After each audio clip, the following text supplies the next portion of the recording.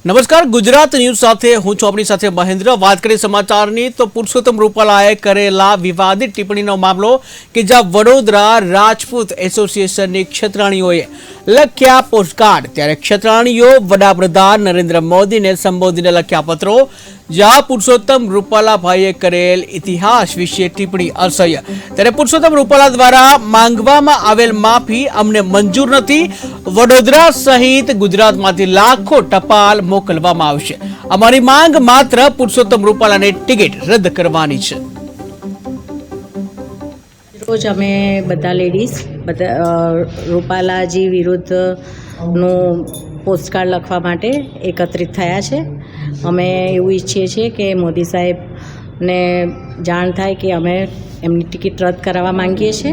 આજ રોજ માન્ય વડાપ્રધાન મોદી સાહેબને રૂપાલાભાઈ વિરુદ્ધ એક લેખન પ્રદર્શન તરીકે અમે ભેગા થયા છે અને એના માટે અમે વિરોધ પ્રદર્શન આજે કરીએ છીએ પોસ્ટકાર્ડ દ્વારા કે રૂપાલા સાહેબની લોકસભાના ઉમેદવાર તરીકેની